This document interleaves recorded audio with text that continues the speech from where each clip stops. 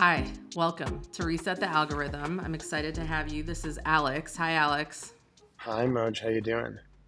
I'm good. Are you okay? Why? Because I feel like you're stressed. I'm a little stressed. I'm a little tired. It's like a big. Yeah, I'm just like I cut my hand yesterday on a shard of pottery, and I'm just like, ugh, gosh. You know, I'm just feel a little up against it. Yeah.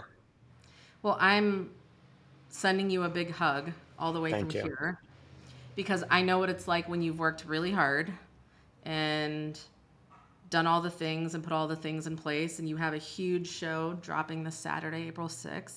Your new show is called Just for Us, which I had the privilege of seeing it. My dear friend, our dear friend Sophia Bush, a few months ago was like, hey, I have the show that's going to make you feel better.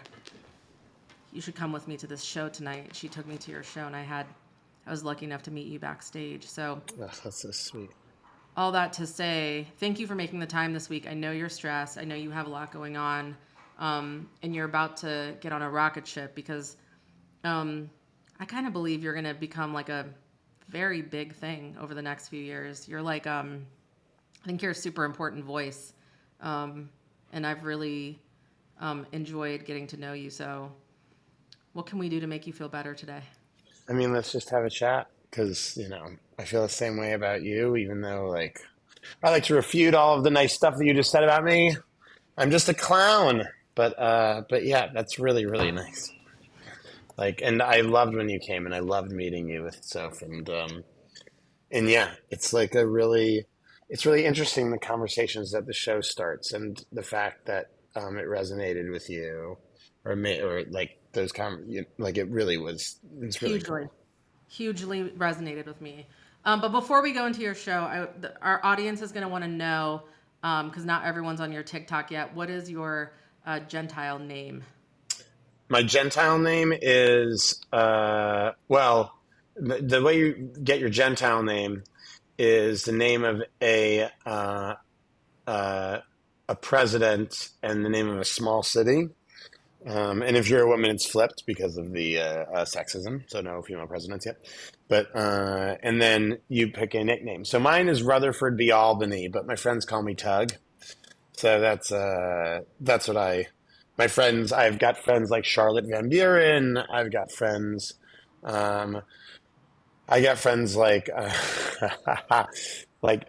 Dolly O'Clair. My friend Taffy says that first lady names also count for this. So yes, Okay, well maybe by the end of the show we'll think of a name for me because yes, your Gentile name. I need a Gentile name because Moj Madera, but correctly pronounced Moj Mahdara is just like it's not going to cut it. So Yeah, that's true. I mean, um, I'm seeing a Tiffany for you somewhere. Well, that's not like. Let's actually do it. Small city. Um, I was born in Lexington. Can we do that? Or Louisville? I was conceived in Louisville. Is that weird? hmm, Louis, uh, Louise, Louisa. Louisa. How about Louisa Garfield's? I love Louisa Garfield. But your Oh my, friends call you Muffy. oh my God. You can call That's me Muffy. there's nothing more non-Jewish than being called Muffy. There's nothing more Gentile like wasp, patrician than being a Muffy. Well, speaking of wasps, let's get into it. Okay, so I think there's only two pieces of content I've seen since the 7th that have actually changed the way I think about a lot of things. It was your show and it was Ava DuVernay's Origin, which was about caste systems. These are the only two things that I highly recommend people watch and watch more than once, and watch them with friends and watch them alone and read about them and write about them, because I think that they both did an amazing job of having hard conversations with communities and people without making people feel stupid, without making people feel othered, and without people feeling dumb. And that's really hard to do, to have hard conversations with people you care about, but do it in a way that leaves them laughing, and in your case laughing, in her case crying. But it was a gentle nudge, which I think was needed. And so, just to back up, You go to a neo-Nazi meeting in the Bronx. Did you actually? Is this like a real life story, or is this just made up? It's real life, but I mean, there's some comic exaggeration. But Okay. but yeah. Also, it's Queens, not Okay. to fly spec you. There was two things about the show that really like gave me a tremendous amount of respect for you. One is you were brave enough to tell and break down what caste systems look like as it relates to like wasps. Ah, yeah. And I I'm so divorced of wasp life that like it says a lot about a person when they don't even know what a wasp is because they're not Mm-hmm. even like in the vicinity of waspness. It wasn't until I moved to LA and started to work with all of the people I now work with that I really was like exposed to like the hierarchy of caste systems, at least in this country, as it relates to like WASP.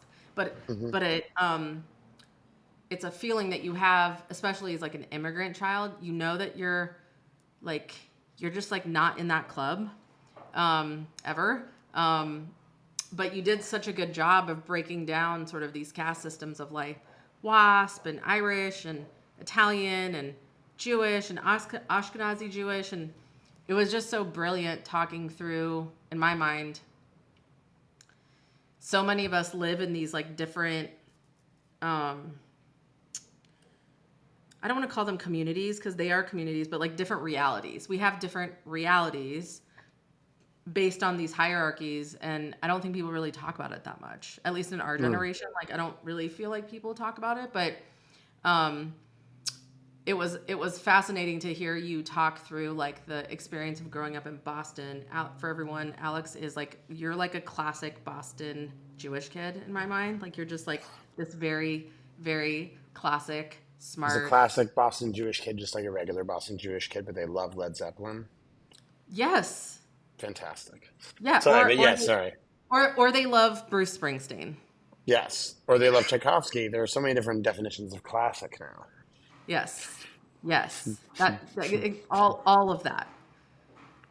They but the waspness of it all is what got me, but I think the part that I could not shut up about was that you had sat through this neo-Nazi meeting and you got 75 minutes through it without anyone directly to your face calling you out for being Jewish, and you Hmm. talked a little bit about, well, you defined it as like some sort of like you were like, this is a little bit of a privilege that I could even get 75 minutes through because, like, Alex, I would never go to that meeting ever. Yes, you'd be identified pretty quickly, I think.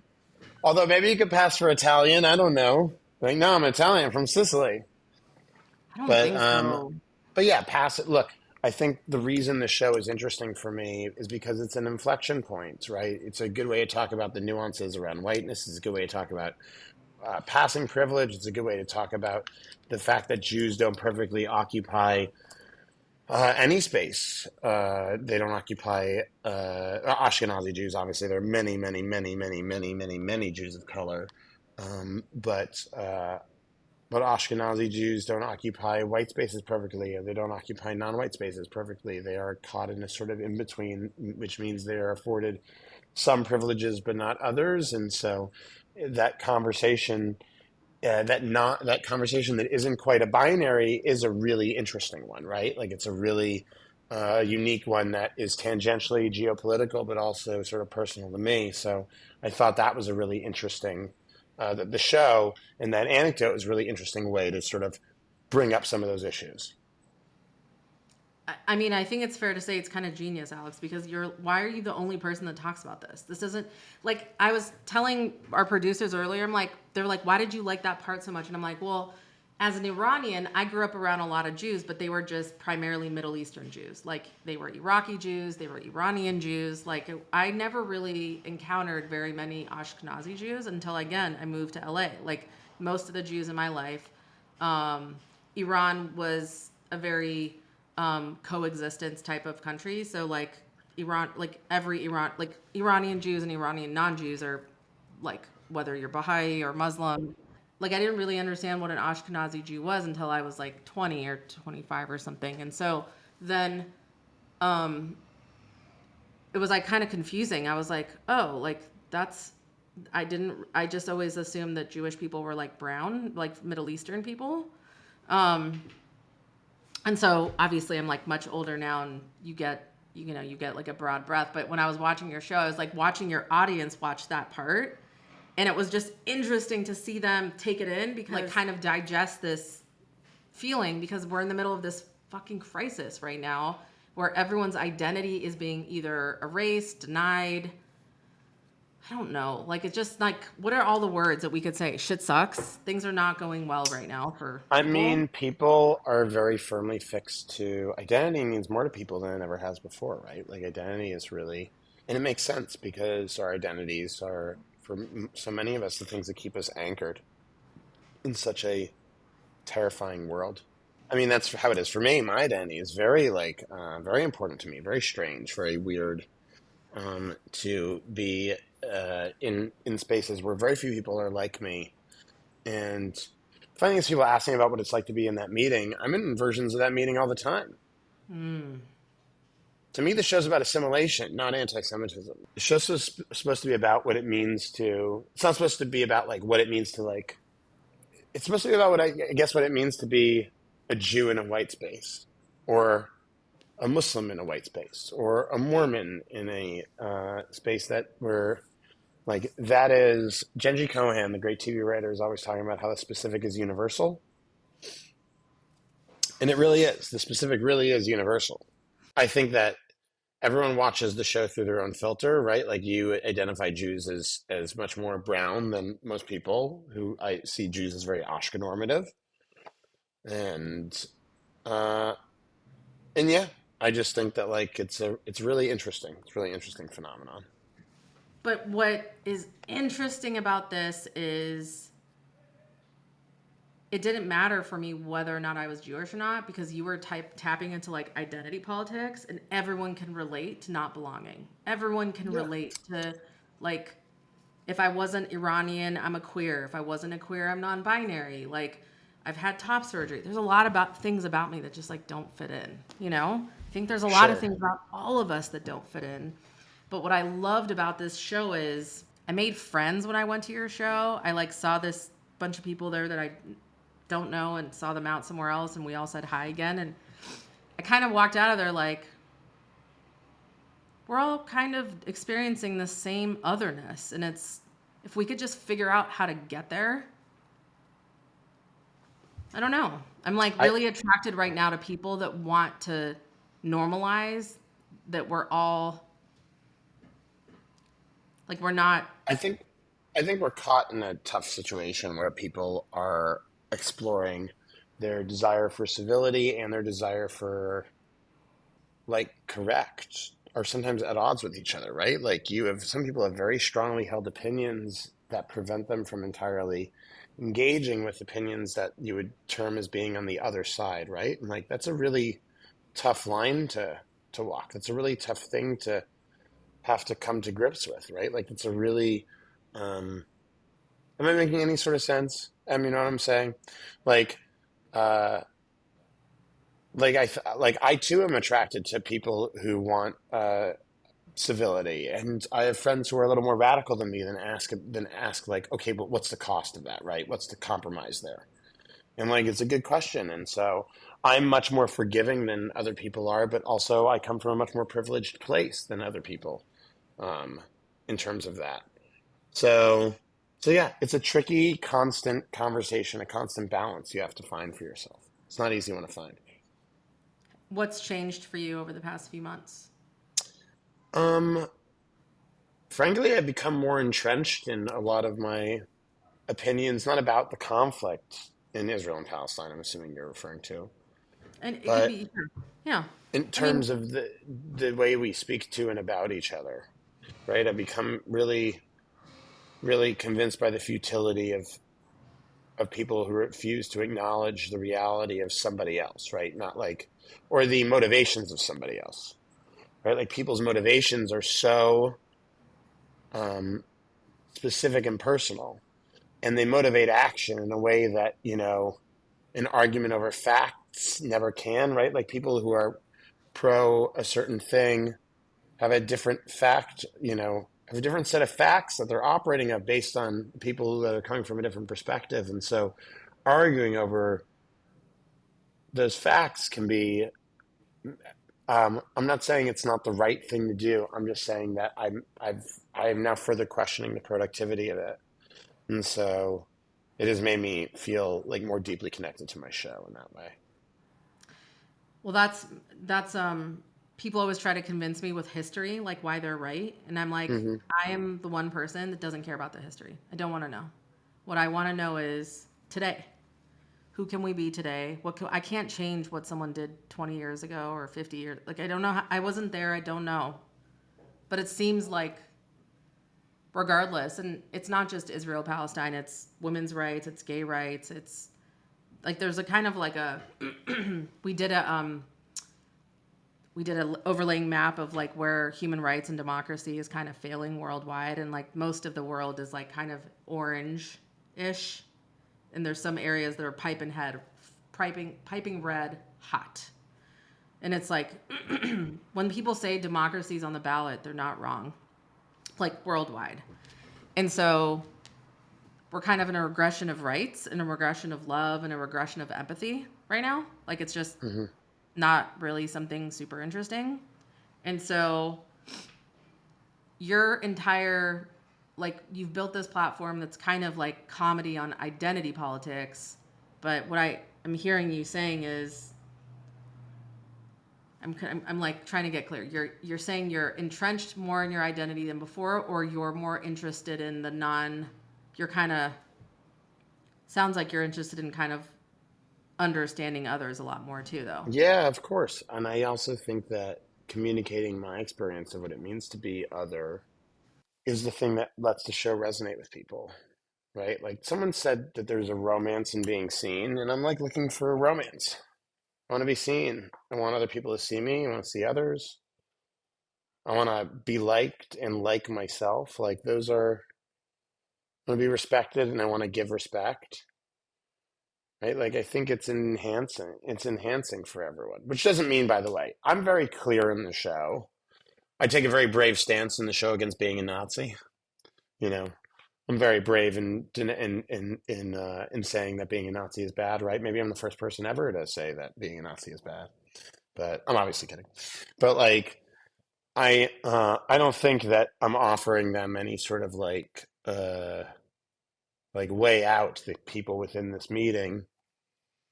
But I also do think that understanding their motivations is enriching for me and sort of enriching for them.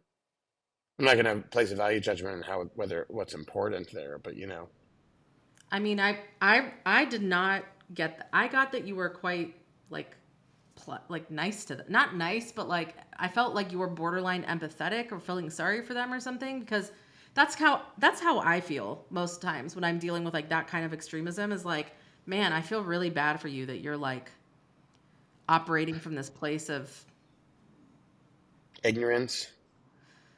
weakness, insecurity, lack of love. Like, I don't know. Extremism has been an always on conversation for my entire life because I'm an exiled child because of extremism.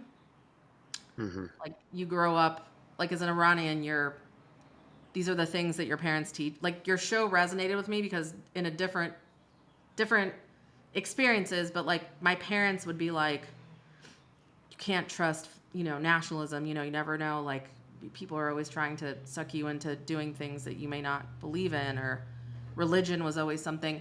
Iranians who are not Jewish lost not only their country but religion. So none of us were raised even remotely religious because you're so scarred from the Islamic Republic that your parents don't you're just not raised that way. And so when your Christmas tree was outside, my birthday's on Christmas. Hmm. And I was like, fuck, I didn't have a Christmas tree either. Cause like we're not Christian. But I was like thinking about how nice it was that your family put together, a Christmas for someone that they cared about. That's like the most, It's my favorite story in the show, frankly.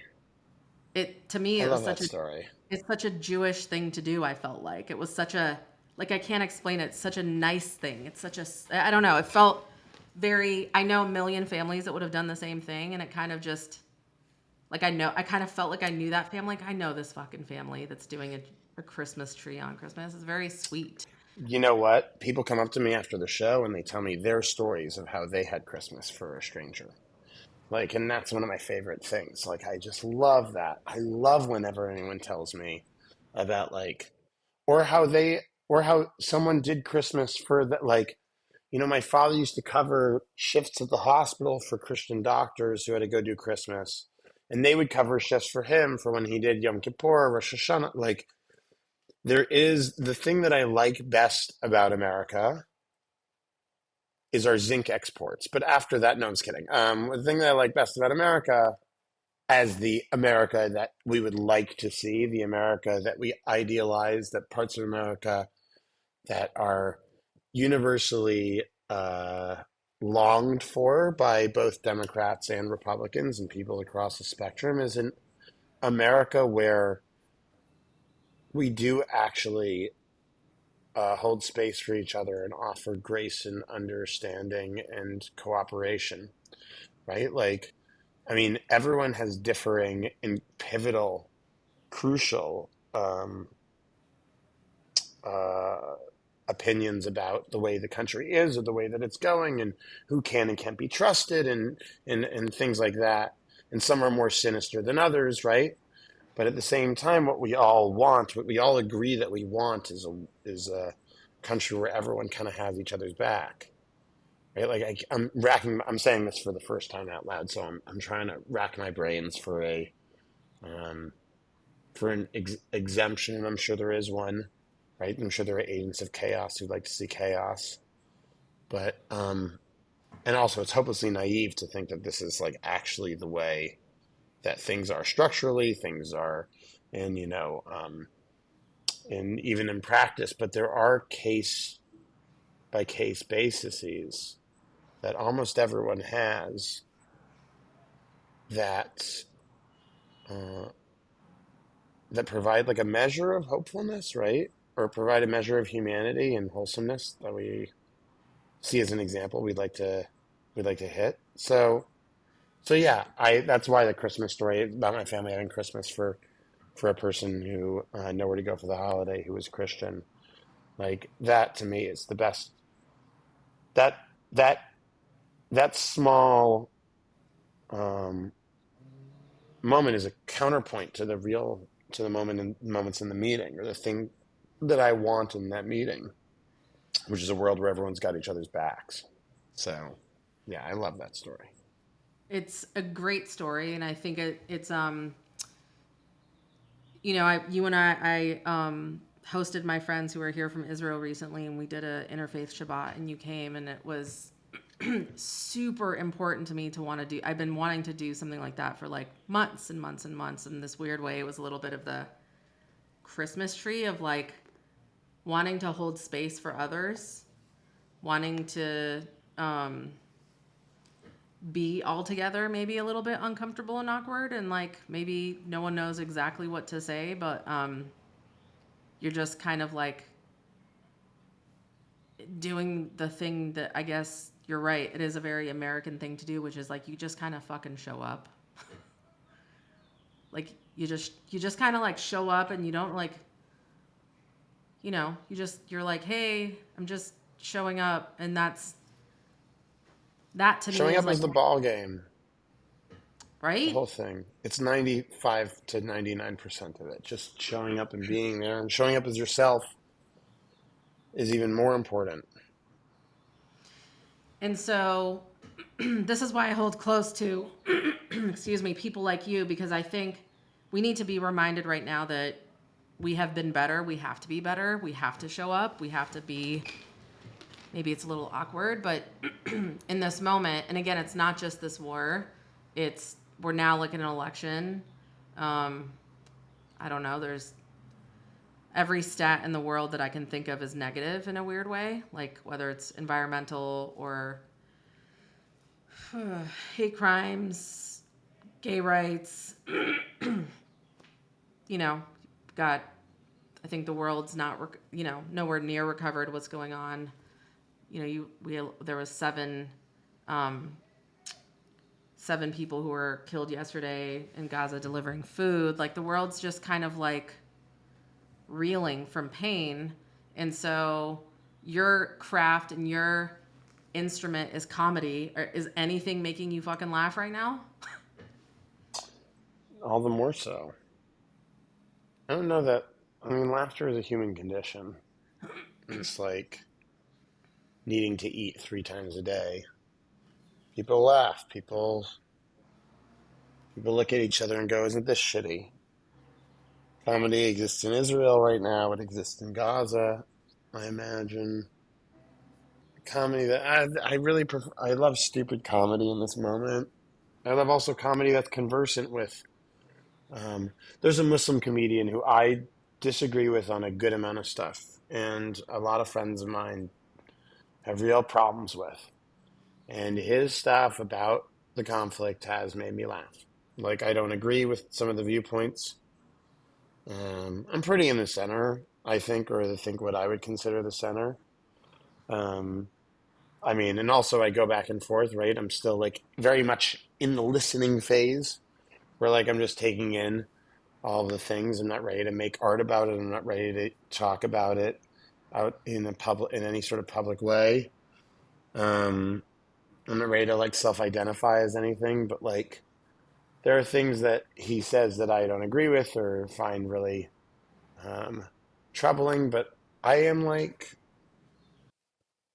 he's expressing himself through comedy, and that self-expression is impossible for me to not want and not engage with, right? Like the comedians do this thing where they express themselves in hopes that it finds resonance with a larger audience or even a small one. And so yeah, I'm getting a lot out of comedy right now. I get a lot out of Four Lions, which is a great comedy with Riz Ahmed, um, which is about 4 Muslim suicide bombers in the UK. I get a lot out of another British comedy called Garth Marenghi's Dark Place, which is just like a really stupid show that's like bad actors acting on a fake hospital show, or like a show within a show. Like it's impossible. But Google it, Garth Marenghi's Dark Place, and like Monty Python, and I'm watching a lot of like early Dave Chappelle and a lot of like um, it's a bit of a contrast actually. But like in some Mel Brooks movies, like comedy is part of my diet. Comedy is part of the thing I think about all the time. Comedy is a thing that's and I love comedy that's conversant with the moment that it's in and also an escape from it.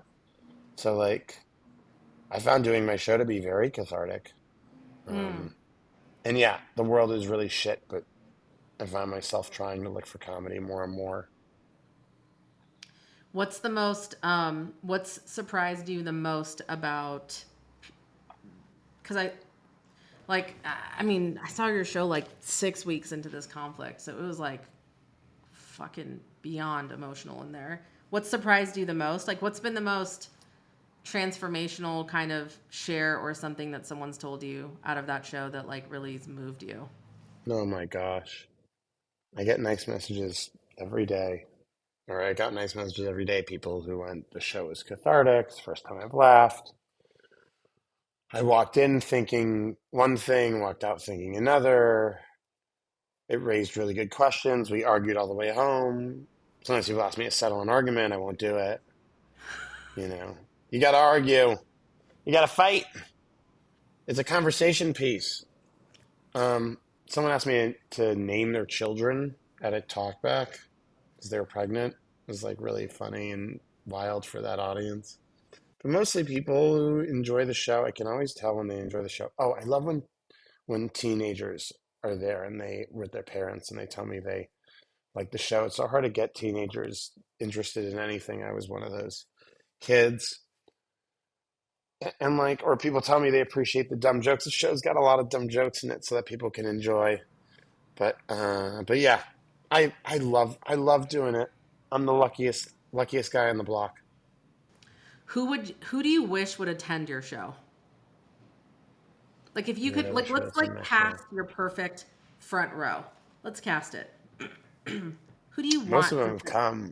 I mean, Eric Idle came last week. That was crazy from Monty Python. Came to the last show ever. That was nuts. You can pick anyone in the world right now. Who do you think needs to hear this show? I'd love to have Louis Farrakhan at the show. Oh, great. I would love to come to that show. Yeah, me Who too. else? Who else can come? Okay, so we've got Louis Farrakhan. I'd love to have like, I mean, are they going to behave themselves, everybody at the Yeah, yeah. show? No, like they're coming out like body like we're they're everyone's committing to 2 hours of nonviolence. Kanye.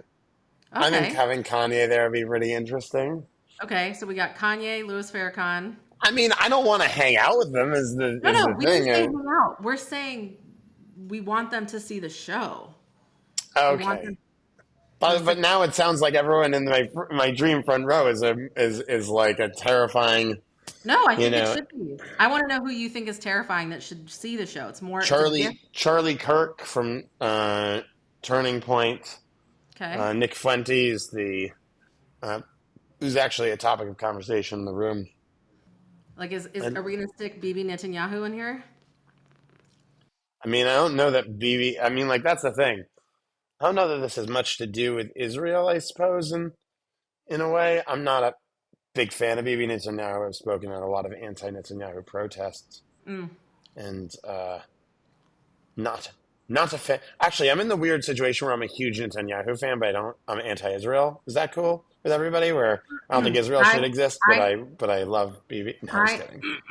I have a friend that left me a voicemail today that was responding to something I put up, and they were like, "Moj, don't criticize him because you're giving Hamas what they want."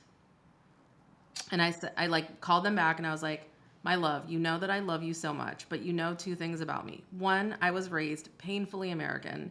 My Hmm. parents literally felt like they had to give me nothing in life because they gave us a United States citizenship. And I am a very active citizen. I vote, I help with elections, I fucking do a lot of shit in terms of our systems because I love democracy. I think it's a really cool thing. And and it's a cool thing because when you're from somewhere that doesn't have it, you know how cool it is. So like, and I was like, you can't. Um, I was like, are you saying that you don't want to call him out because like whatever your reasons are? And they're like, well, I grew up loving him and I love him.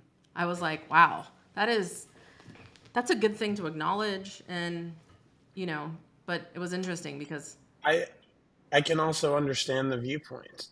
I don't. Do you know who Yoni Netanyahu is? So Bibi Netanyahu's brother, Yoni oh Netanyahu. yes, yes, You know about how he died? yes, all about it. Yeah, Bibi Netanyahu's brother was, for the listeners, was killed in a raid in Entebbe, and his diaries were published, or his poems were published, and he became this sort of warrior poet who helped rescue these Jewish hostages or these Israeli hostages and Jews and non-Jews in a raid that where he was the only soldier killed, and they made they made a couple movies about it, and he was a cinematic hero. And baby, people have a and again, it's tough because people sometimes I worry sometimes that we just don't take into account the people of those the perspectives of those who disagree with us, right? Like there are so many different types of the Israeli perspective, so many different fears, so many different Israeli fears, so many different Israeli, which doesn't excuse things, but it does mean, but does explain why people act the way that they act, and trying to meet people where they are without compromising where you are is the tough but essential trick of discourse. And so, like, I'm not, by the way, Moj, I'm not like standing up for your friend. I'm just like You can. I trying actually to. said to them that I appreciate that you trust me enough to just be your real self, Sure, because that's you another know. type of trust too. I was Yeah. like, because you know that you can, but I also said you trust me. I'm an Iranian. Like that could be like you might be like, but you trust me because I literally saute. I like regularly kebab on all platforms the leaders of the Islamic Republic, and you only trust me because if I was even remotely like, well, you know, like from their side, like, no, dude, they're whack. They're awful. These are terrible humans. And even though I have read ad nauseum their history and why they are the way they are, you only trust me because I'm willing to hold them accountable, you know? Can I ask you a tough question? Absolutely.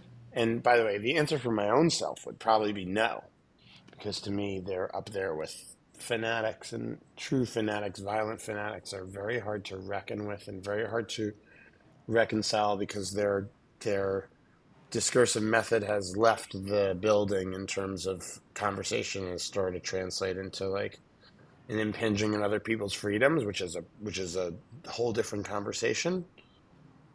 Do you think you can find common ground or find space for or offer sympathy to someone who, I don't even know who you would encounter, but someone who felt real affinity with the mullahs in Iran? Because that movie Four Lions, the heroes of that movie are, people who have pretty hardcore conservative. Riz Ahmed, it's his first starring role, but he plays someone with a very, very, very conservative view of Islam. So, like, yeah, I'm sorry. Do you think you can reach those people in terms of your own like sympathies, empathies? You know, first and foremost, I want to thank you for even asking me that question because no one ever asks me that question. And so I want to tell you that it's really hard for me. Um, it's really hard for me to have like compassion for them. Really difficult. Um, and it's really hard to be alienated. So I regularly have people in my DMs that say to me, "You you don't know the Islamic Republic, you don't know this regime, you put all this Western perspective on them. You're there defending the Western machine." And I'm attacked all the time by Muslims and um, some Iranians who are like regime apologists, you know? Hmm. So this conflict has been super shitty for people like myself because yes, you're constantly dealing with people all the time that will say Iran is bad, but it's not like it's Afghanistan or it's not like it's this or it's not like it's that. But Hmm. so that's been like fucking painful, but I would never, but would I sit down and have a conversation with them? 100%. I would kill to like talk to them, to understand where they're coming from, to get into their psyche. Because I don't think, and I'm sure, I've made this very public, I don't believe in militarized solutions. I think that solutions only come out of like demilitarized solutions, policies, and entrepreneurship. And I would have rather seen people like put $2 trillion of goop kitchens and spas and education and hospitals into the Middle East than $2 trillion of war. I don't think war has ever brought us peace, like ever. Like not like, and then people push back on like World War II, but I think that was a time and a place. I Oh, I don't think agree.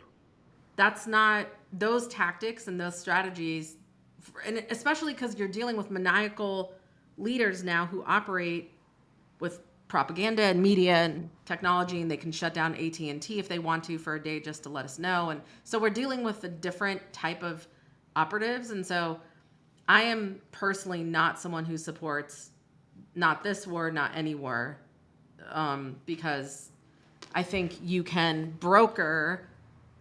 Can you make a deal with Iran to get them to push their proxies? Like, I think you could negotiate. Look, they like money and they like power, right? They give us hostages back all the time. Um, it's not super public, but my wife's uncle was one of the 5 hostages that just came home 180 days ago from Iran. He was there for 5 years. So, like, yeah, your face. You're like, what the fuck? But yeah. Would I talk to them? Yes. Would I? But I would like them to go to the Hague. I'd like them to be held. I'd like them to be tried. But I wouldn't want to like. I'm not talking about the mullahs. I'm talking about someone who has that, I opinion talk in to those terms of, people. I talk to them yeah. all the time. My DMs are filled with people who are like, "You're wrong. It's not Iran. It's Israel. It's fucking all Israel. It's always been Israel, or it's always been the United States." And you're. If you look at my comments, people call me a Western puppet, a I Western know, no, I dog. know. I know I said But I'm sorry for leaving those comments, yeah, but look, it's yeah. a, I talk to yeah. them all the time. And I have like a folder on my phone with like a bunch of files of like human rights offenses and like all these reports like and I just literally copy and paste the links and like send them. I And then I'm like and then I say, "Why don't you read this and then come back to me?" And then they either do or they don't. But, you know, it's fucking hard when people tell you that what you're dealing with is not true. That sucks. my thing though is that it's tough because, by the way, Moj, obviously also I wasn't asking you that as like a gotcha thing of sort of like, well, is your side of the street so clean? Like that wasn't my intention. I'm just wondering how we get things to progress in the right direction. Like I how can we progress as part of a conversation group? Like, how can we find, because I get hateful messages all the time from people on Israel and Palestine, or religious, non religious, or, I've like taken my email me form off my website. I have I am harder to reach than I was a couple of years ago. I say in the show that I go back to that meeting, and I think I would, but like, I'm really tired now. Like, look at me. I'm like you're tired. worn out.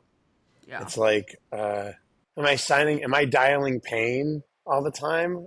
I think I would die. Like the reason I came to the Interfaith Shabbos wasn't just because I have deep affection for you and Micah and Leba and some other people who are co-hosting it. Is because I'm hoping to, dialing pain is a thing that my friends say, like, don't dial pain, but like dialing hope sounds like a Christian hotline that you call to like your inspirational chicken soup for the soul stories. But like, I genuinely like want to dial hope a little bit. Like, I really want to like know that there are productive spaces where people are at least trying to have these conversations. And, you know, it's what I, it's my fervent desire. It's such a fervent desire.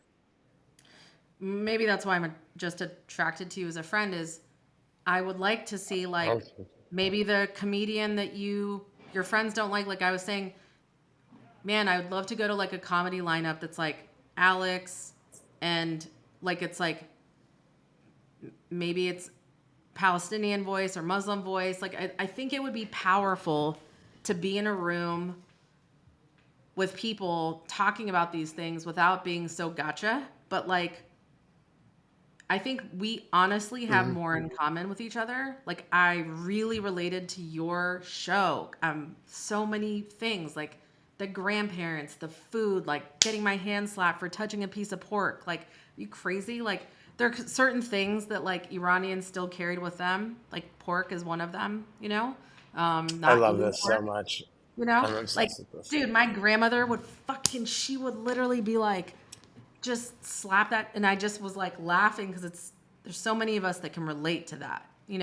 When you get top surgery, have to go see a shrink and they have to tell you like you have gender dysphoria. And I've been thinking a lot about diaspora dysphoria because like we're like I'm an American, but I'm like also an Iranian and like it's like all these like I live here, but I also like live somewhere else. And like you live here, but you also like you have this like ancestral history that's like in your living room 24/7, like Hmm. 24/7. Like I'm in a holiday with my parents, but I'm in a holiday with my parents and like two genres of history, like always in the conversation Sure. because your survival has been so fucking hard and so challenged. And like everyone who's here who's like an immigrant is so like a miracle in this weird way because like I could have easily been born in fucking Gaza. Like it's just I'm the birth lottery. Like I'm But just that's why I'm always like, how do I feel about somebody else's thing? How do I feel about somebody else's pain? How do I help? It's like a whole different. Norman Lear, the great TV writer, always said that Norman Lear made the Jeffersons. To my knowledge, Norman was not black, but Norman would always say, people would ask him, "How can you make shows like that?" And maybe now he wouldn't, but he would always say, "I'm just another version of you." And those writers are given often the advice, write what you know. But what people mean is they don't mean like if you're a bartender, write about being a bartender. It's like if you know longing, write longing. If you know embarrassment or fear or aspiration or love, write about those things through anything else, right? So like I think about the birth lottery all the time, and I think about the axis that connects me to someone who's born in Gaza or France or China or Italy or Iran or Sudan or Mumbai or Vatican City. Like what are the things that I share with these people? A desire to eat ice cream and sit next to a body of water, right? Like it's a different. I don't know. I think it's really helped, and I think weirdly it's informed by my Judaism. So there's something very humanist about that upbringing. But I don't know. Who's to say?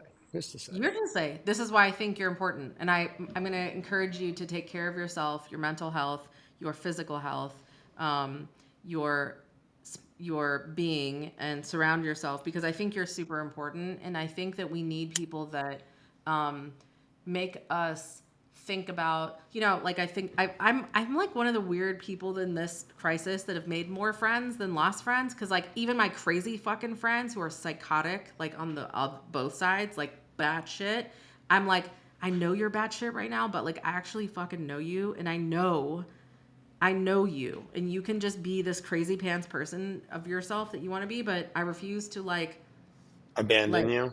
yeah, I'm not going to abandon you. I'm not. Like I'm just not going to do it. Just because you're like you believe that we should just go bomb and level Iran to the ground and then the other one believes that all these people should just be gone off this place and you know what I mean? Like I'm like but I've known you for a really long time. So like it's possible that you're just highly triggered right now and I hate to say this, but one of the things about Iranians is we've been dealing with this shit for so long that we are road fucking tested in this drama. So like we've dealt with the revolution, then we dealt with Iran, Iraq for a cool ass decade, watching our families getting blown apart by Saddam Hussein. Then we saw Persian Gulf 1, Persian Gulf War, and then we saw Afghanistan. So it's like we're kind of like this is not Yeah, our you're first rodeo. no. It's your ninth rodeo. So we're like kind of we're like a like we're probably one of the few people that like are not so shook because we're like it's not a good thing. It's like I'm in a lot of therapy for it to be honest with you, like a lot, but I don't I refuse to write them off cuz I just don't want to believe that they're fucking crazy. Is that I bad? hear you. No, I Should I hear write you I don't completely. want to write them off. You don't write them off. Okay. If you can hold on to them, hold on to them. I'm trying, Um, but I am trying to pull people to the middle, and I think that's what you do. I think you're an access point. I would like to see you do a comedy special with different voices. I think that would be amazing. I raise my hand to help you organize that in any way that I can. Um, and then we're gonna you end cut out for a second. You said a comedy special with who? with like diaspora voices. It could be like I'd be very like down. I have a great amount of affection for like Rama Youssef, who's Egyptian, and Mo Amer, who's Palestinian. Like there's a lot of I think professional love for those people I for think it me. matters. There's like some like my friend Maximini. Like I think there's like a, I think that like, I think getting in a room. That's why I did the interfaith Shabbat. I'm like I know it'll be weird, but like we need to do it because I was going to Shabbats before the seventh, and I hadn't been to one after the seventh, and I was like that's fucking Well, weird. I thought it was really interesting. It was really good. What was the last question you were going to say? I cut you off. We're gonna do Jewish or not Jewish because I think it's funny when you do that, and I think other Okay. people, All right. Hit me with him. Well, you said ice cream, so we're gonna start with ice cream. Jewish or not Jewish? Rocky Road is Jewish. Mint chocolate chip is Jewish. Anything with coffee in it is Jewish. Um, Chocolate and vanilla, sadly, are not. Strawberry is. Um, in the weird flavors, it's anyone's guess. Like olive oil is Jewish, but non-affiliated, and like strawberry balsamic is not Jewish at all. Like there are so many different gradients, and any sorbet is like I'd say that sorbets are Jewish. Sorbets are Okay. definitely Jewish, but outside of that, all that extra stuff like orange sherbet, like get the fuck out of here, not Jewish at all, and sort of like anything with coconut in it can kick rocks, not Jewish. Peanut butter stuff, not Jewish, but now I like it's very different. Each flavor of ice cream is different. Okay. Stanley Cup.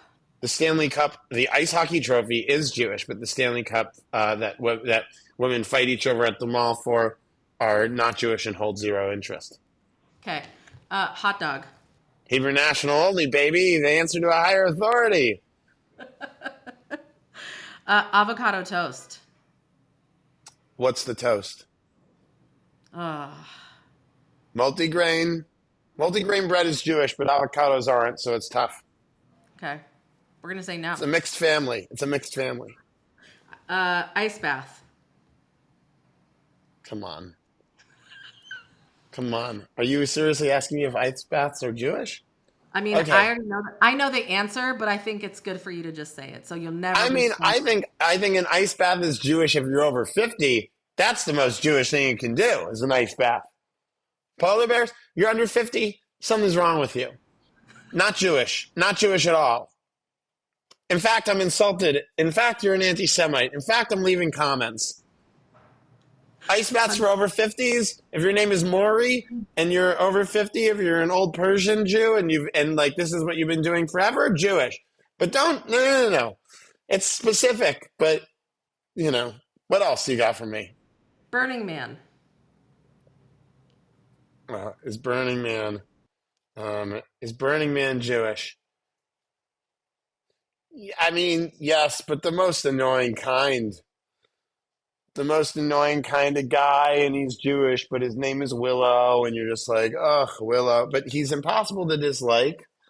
But he's impossible to dislike after an hour. The first hour, you're just like, this guy. I don't care that you went to Reed College.